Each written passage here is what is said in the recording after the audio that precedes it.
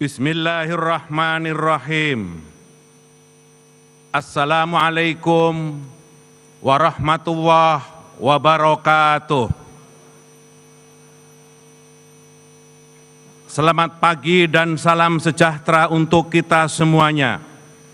Salam, Om Swastiastu, Namo Buddhaya, salam kebajikan. Yang kami hormati dan kami banggakan, Presiden Republik Indonesia Bapak Haji Prabowo Subianto,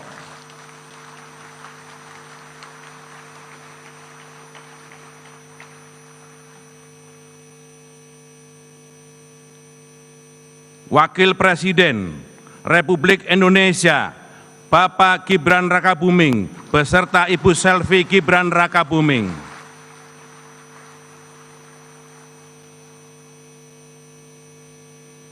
Presiden Republik Indonesia kelima, Presiden Republik Indonesia keenam, Bapak Profesor Dr. Jenderal TNI Purnawirawan Susilo Bambang Yudhoyono,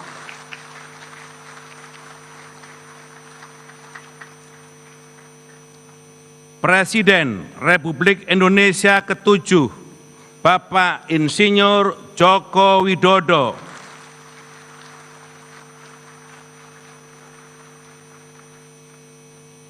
Wakil Presiden Republik Indonesia keenam, Bapak Jenderal TNI Purnawirawan Tri Sutrisno,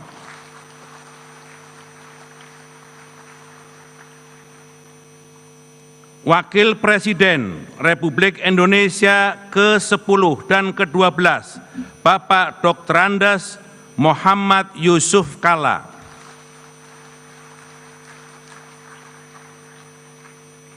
Wakil Presiden Republik Indonesia ke-11, Bapak Profesor Dr. Budiono,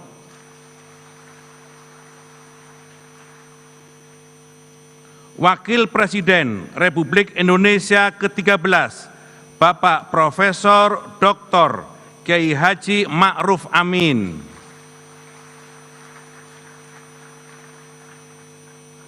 Istri Presiden Republik Indonesia keempat, Ibu Sinta Nuriyah Abdurrahman Wahid, Istri Wakil Presiden Republik Indonesia ke-9, Ibu Soraya Hamzahas,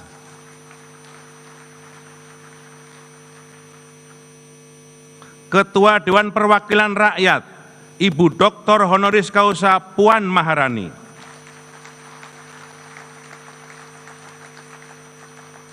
Ketua Dewan Perwakilan Daerah, Bapak Sultan Bahtiar Najamuddin, Ketua Badan Pemeriksa Keuangan, Ibu Dr. Insinyur Ismayatun, Ketua Mahkamah Agung, Profesor Dr. Sunarto, Ketua Mahkamah Konstitusi, Bapak Dr. Suhartoyo, Ketua Komisi Yudisial, Bapak Profesor Amzulian Rifai, para Wakil Ketua Majelis Permusyawaratan Rakyat, para Wakil Ketua Dewan Perwakilan Rakyat, dan para Wakil Ketua Dewan Perwakilan Daerah Republik Indonesia, pimpinan lembaga-lembaga negara, para Ketua Umum Partai Politik, izinkan kami menyebut satu persatu. Ketua Umum PDI Perjuangan, Ibu Profesor Dr. Honoris Causa Megawati Soekarno Putri,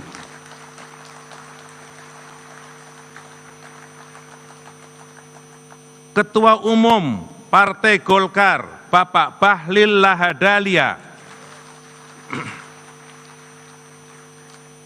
Ketua Umum Partai Gerindra, Bapak Haji Prabowo Subianto,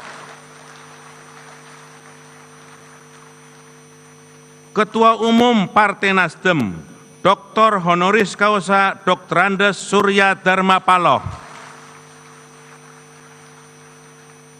Ketua Umum Partai Kebangkitan Bangsa Dr. Honoris Causa Dr. Andes Abdul Muhaimin Iskandar, Presiden Partai Keadilan Sejahtera Dr. Al-Muzammil Yusuf,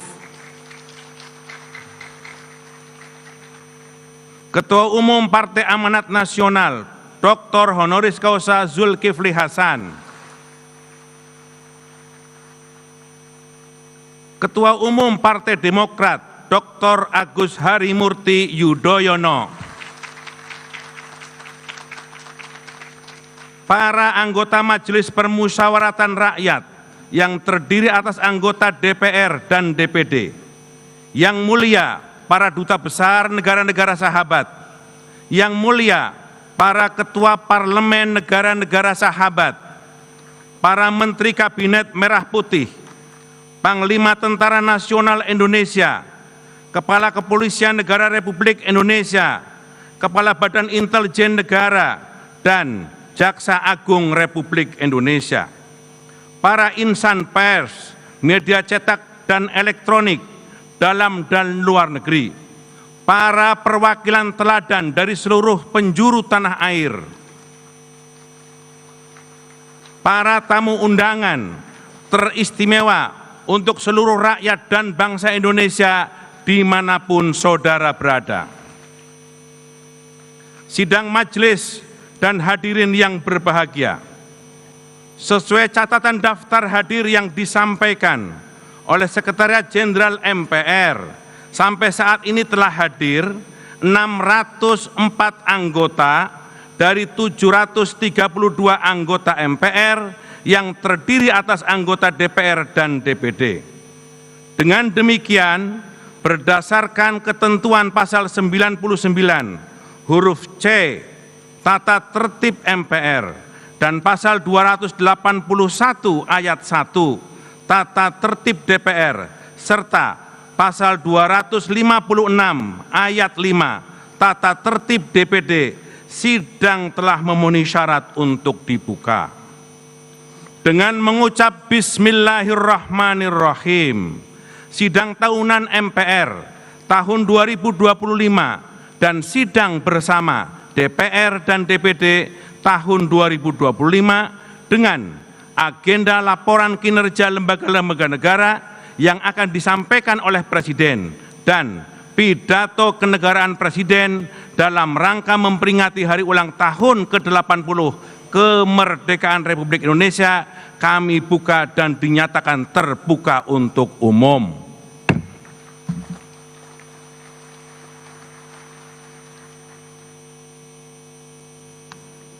Sidang majelis yang berbahagia, saya mengajak kita semua untuk bersama-sama menundukkan kepala dan memanjatkan doa. Semoga doa yang akan kita panjatkan hari ini akan diterima oleh Allah Subhanahu wa Ta'ala, Tuhan yang Maha Esa, dan semoga bangsa Indonesia senantiasa diberkahi, dilindungi, dan diberi kekuatan oleh Allah. Doa akan dipimpin oleh Saudara Menteri Agama yang juga Imam Besar Masjid Istiqlal, Profesor Dr. Kiai Haji Nasaruddin Umar. Kami persilahkan.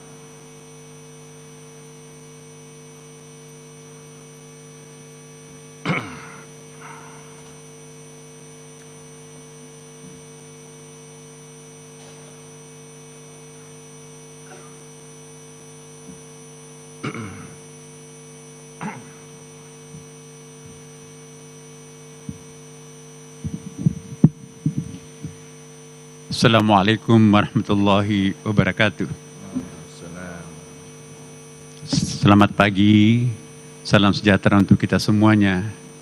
Salam, Om Swastiastu, Namo Buddhaya, salam kebajikan. Bismillahirrahmanirrahim. Alhamdulillahi Rabbil Alamin.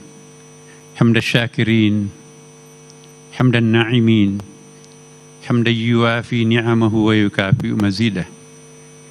Ya Rabbana lakal hamd kama yanbaghi li jalali wajhika al-karim wa 'azimi sultanik. Allahumma salli wa sallim ala sayyidina wa habibina wa syafi'ina maulana Muhammadin sallallahu alaihi wasallam. Ya Allah, ya Rahman, ya Rahim. Dari lubuk hati paling tulus, kami memanjatkan syukur kehadirat-Mu. Karena pagi hari yang berbahagia ini, kami bisa menyelenggarakan sidang bersama DPR, DPD RI tahun 2025. Dengan agenda mendengarkan pidato kenegaraan Presiden kami dalam rangka Hari Ulang Tahun ke-80 Kemerdekaan Republik Indonesia tahun 2025. Sebuah artikulasi syukur kenegaraan di dalam memaknai proklamasi kemerdekaan bangsa kami. Ya Allah, ya Hamid, ya Syakur, Engkau pernah menjanjikan kami, la in syakartum la azidannakum. Jika kalian bersyukur, pasti kami menambah nikmat kalian. Kiranya rangkaian acara proklamasi kemerdekaan yang dimeriahkan segenap hamba-Mu di bumi Indonesia menjadi tanda syukur akan kemerdekaan yang Engkau anugerahkan kepada bangsa kami. Kami mohon kiranya Engkau senantiasa menambahkan kenikmatan dan kedamaian kami di dalam kehidupan berbangsa dan bertanah air. Ya Allah, ya Sami' ad-du'a, Engkau juga pernah menjanjikan kami, ud'uni astajib lakum, berdoalah kepadaku, niscaya akan kami kabulkan. Kami mohon kepadamu, berikanlah kekuatan kepada kami untuk mengemban warisan amanah dan cita-cita luhur para pendiri bangsa kami. Jauhkan kami dari berbagai fitnah, bencana, dan perpecahan yang dapat melemahkan sendi-sendi kekuatan bangsa kami. Tanamkanlah ke dalam alam bawah sadar segenap warga bangsa kami semangat persatuan dan kesatuan seperti di dalam firman-Mu, wa'tasimu bihablillahi jami'a wa la tafarraqu wadhkuru ni'matallahi 'alaikum, dan berpegang teguhlah kalian kepada Allah dan janganlah kalian bercerai-berai, dan ingatlah akan nikmat Allah kepada.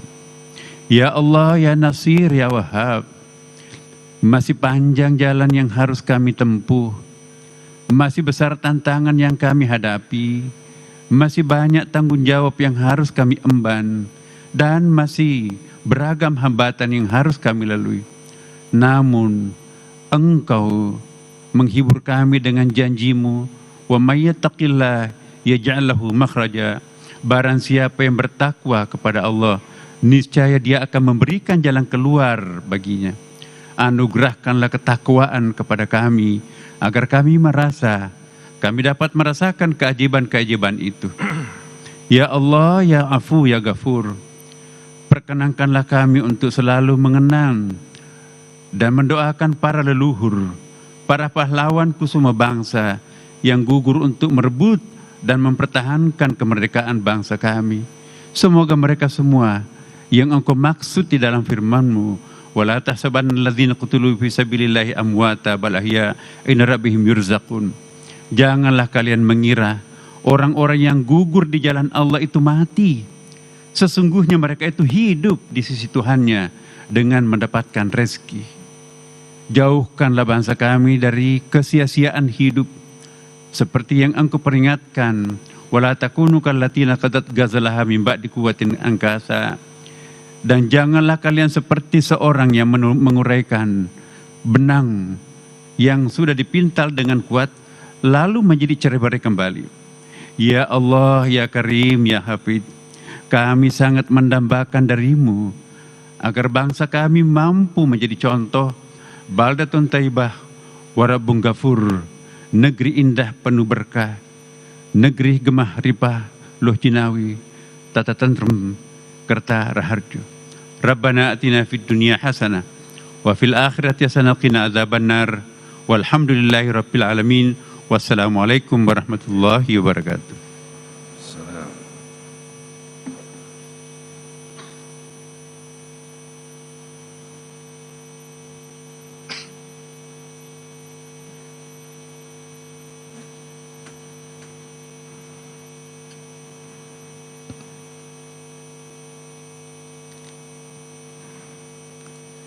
Terima kasih kami sampaikan kepada Profesor Dr. Kiai Haji Nasaruddin Umar yang telah memimpin doa. Sidang majelis, hadirin dan saudara-saudara sebangsa dan setanah air yang saya hormati.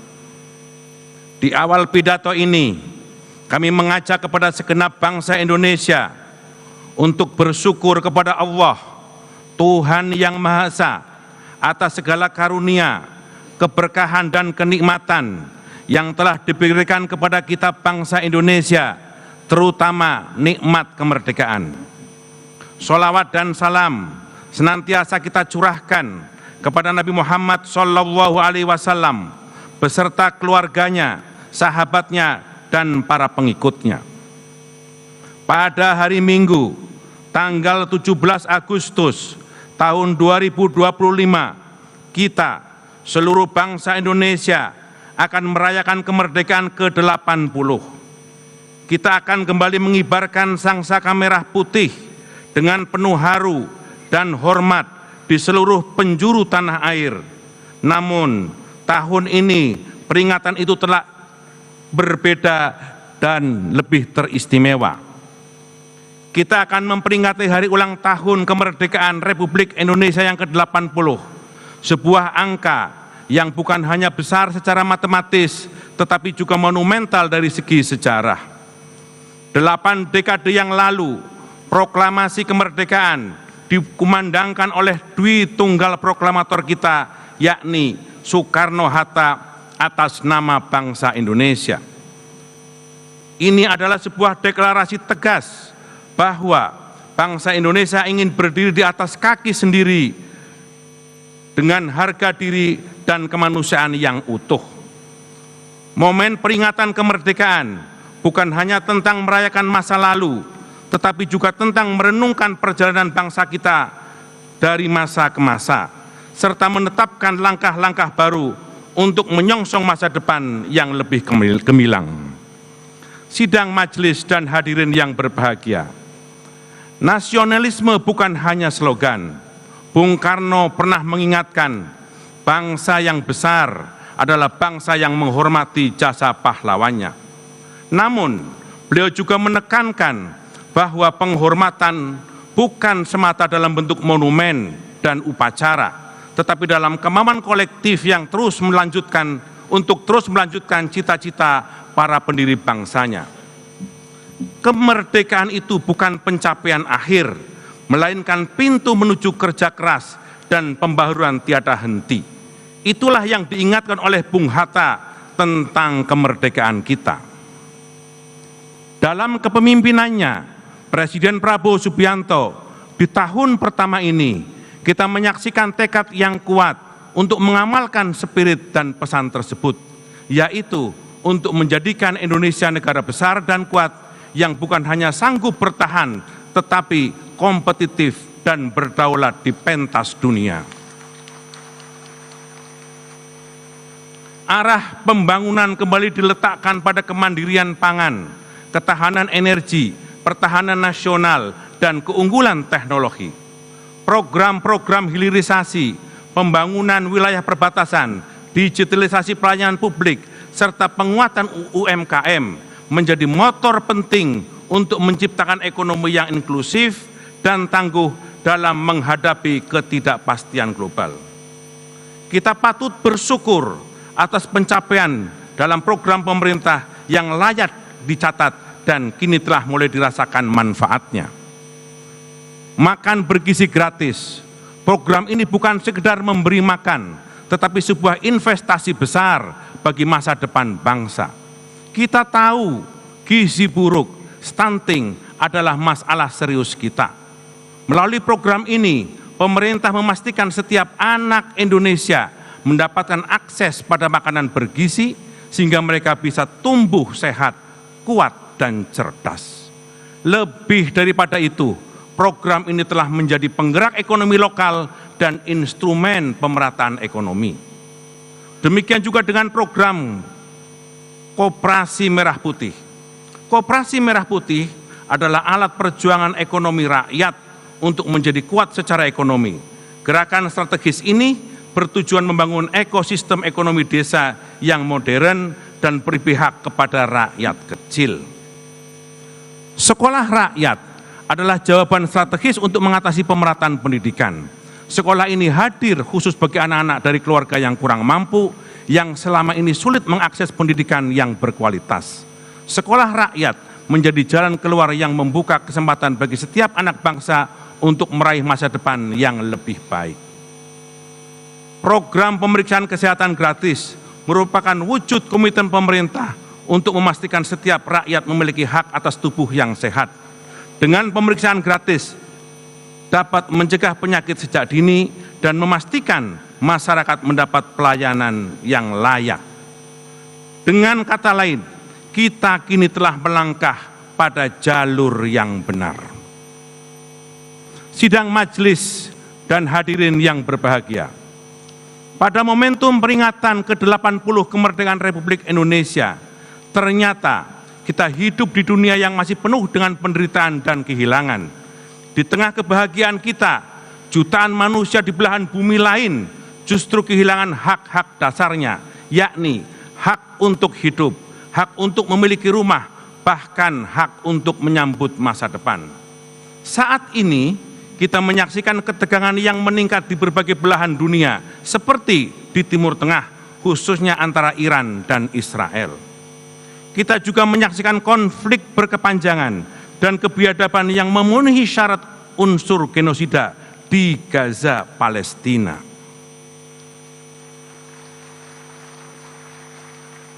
Hampir 100.000 nyawa melayang, mayoritas mereka adalah perempuan dan anak-anak, dan rumah sakit serta sekolah hancur menyisakan puing-puing keputusasaan.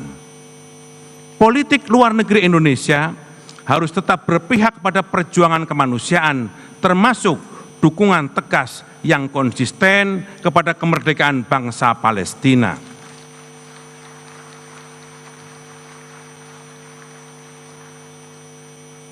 Kita telah membuktikan komitmen itu melalui berbagai forum internasional seperti Konferensi Asia Afrika, Gerakan Non-Blok yang menjadi monumen internasional dan kini menjadi inspirasi bagi banyak bangsa-bangsa di dunia.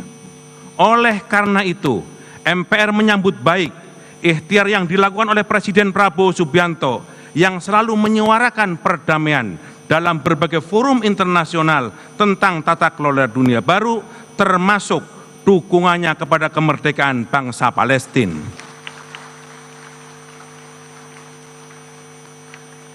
Sebagai negara yang berpengaruh di ASEAN, kita mendorong untuk menjadikan kawasan ini menjadi kawasan yang damai dan saling menghormati kedaulatan bangsa dan negara-negara anggotanya.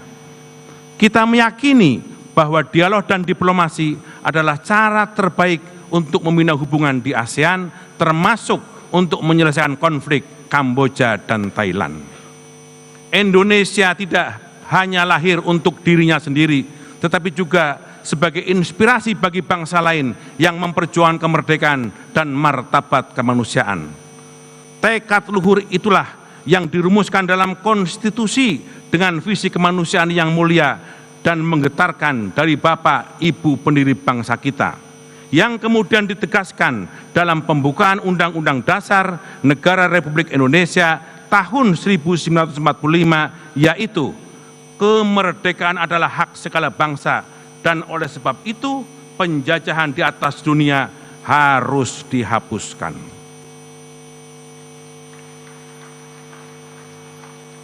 Sidang majelis dan hadirin yang berbahagia, Badan Pengkajian MPR dengan didukung oleh Komisi Kajian Ketatanegaraan telah menyelesaikan rumusan pokok-pokok haluan negara atau PPHN.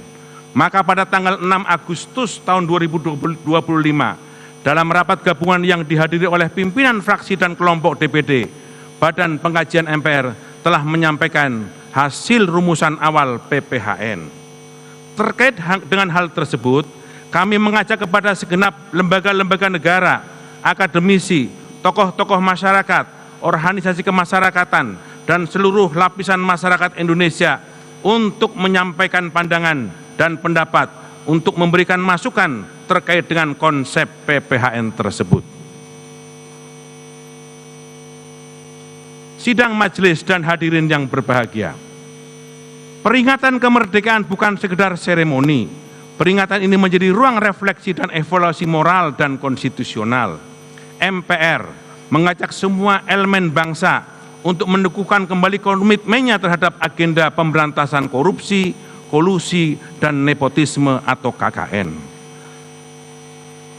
Sebagaimana yang diamanatkan dalam TAP MPR nomor 11 tahun 1998 dan TAP MPR nomor 8 tahun 2001. MPR mengapresiasi upaya yang sungguh-sungguh yang dilakukan oleh pemerintah dalam menindak tegas kasus-kasus korupsi melalui aparat penegak hukum yang semakin tegas. Ini langkah awal yang patut didukung dan konsisten oleh semua pihak. Sebab korupsi bukan sekedar kejahatan hukum dan finansial. Ia adalah pengkhianatan terhadap ruh kemerdekaan dan demokrasi. Ia merusak legitimasi negara dan menghancurkan harapan masa depan. Ia menodai ruh kebangsaan kita sendiri. Etika kehidupan berbangsa sebagaimana tertuang dalam TAP MPR nomor 6 tahun 2001 harus diwujudkan dalam perilaku politik yang jujur, pemerintahan yang bersih, hukum berkeadilan, serta budaya ilmu dan ekologi yang berkelanjutan. Sidang majelis dan hadirin yang berbahagia. Pada tanggal 18 Agustus adalah Hari Konstitusi. Hari ketika Undang-Undang Dasar Negara Republik Indonesia tahun 1945 ditetapkan sebagai konstitusi negara kita, tak lama setelah proklamasi kemerdekaan dikumandangkan. Peringatan ini adalah saat yang tepat untuk menghayati bahwa konstitusi kita bukanlah sekedar dokumen hukum, melainkan konstitusi yang hidup dan memastikan kita tetap bersatu sebagai satu bangsa yang utuh. Sebagai konstitusi yang hidup, Undang-Undang Dasar kita harus terus dikaji supaya ia tetap relevan sepanjang zaman. Sidang majelis dan hadirin yang berbahagia. Indonesia adalah negara dan bangsa yang kaya, namun sebuah bangsa yang besar tidak akan membiarkan kekayaan itu hanya dinikmati oleh segelintir orang. Di bawah kepemimpinan Presiden Prabowo Subianto, aktualisasi pelaksanaan pasal 33 Undang-Undang Dasar Negara Republik Indonesia tahun 1945 bukan sekedar janji, tetapi sebuah komitmen untuk kembali kepada ruh konstitusi dengan memprioritaskan kemandirian ekonomi dan pengelolaan sumber daya alam untuk kepentingan nasional. Pemerintah berupaya mewujudkan apa yang diamanatkan oleh pasal 33 tersebut. Inilah mengapa para pendiri bangsa kita merumuskan sebuah pasal yang luar biasa visioner, yaitu pasal 33 Undang-Undang Dasar 1945. Sidang majelis dan hadirin yang berbahagia. MPR saat ini memiliki 3 peran utama, yaitu sebagai rumah kebangsaan, pengawal konstitusi, dan penjaga kedaulatan rakyat. Sebagai rumah kebangsaan, MPR adalah wadah bagi seluruh elemen bangsa untuk berkumpul, berdialog, dan menyuarakan aspirasi. Disinilah berbagai perbedaan disatukan dan titik temu ditemukan demi kepentingan bersama. Selanjutnya, sebagai pengawal konstitusi, MPR berfungsi menjaga dan memastikan nilai-nilai konstitusional terus hidup serta diterapkan dalam setiap aspek kehidupan berbangsa dan bernegara.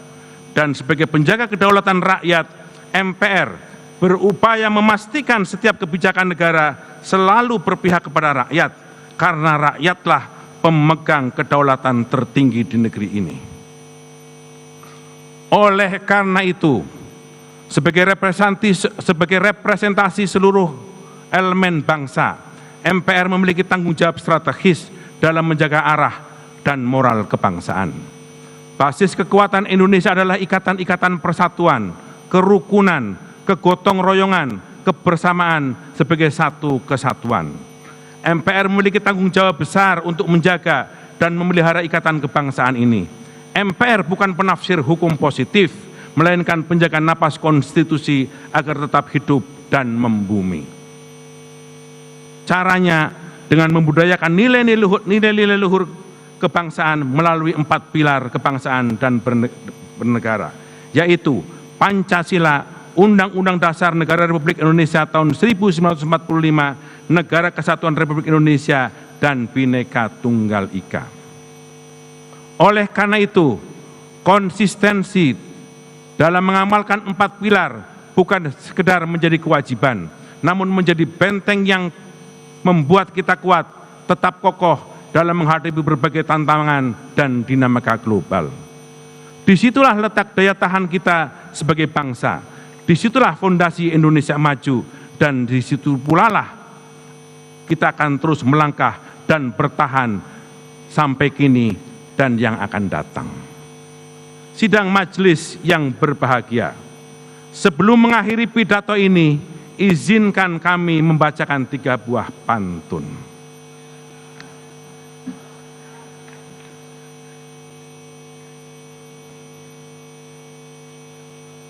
Makan gratis untuk para siswa,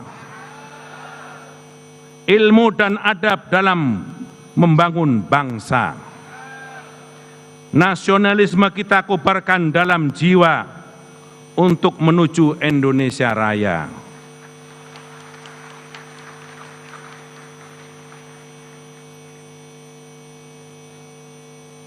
Indonesia kaya akan sumber daya, asta cita untuk Indonesia tercinta, dan antara optimalkan aset negara menuju masa depan yang cerah dan sejahtera.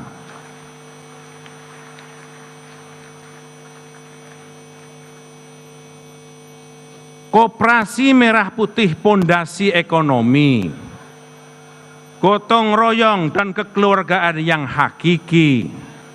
Prabowo Subianto adalah pemimpin sejati untuk Indonesia Raya yang tetap abadi.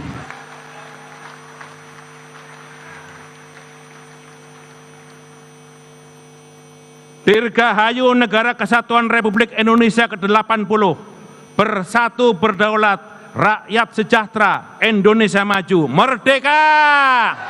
Merdeka! Merdeka!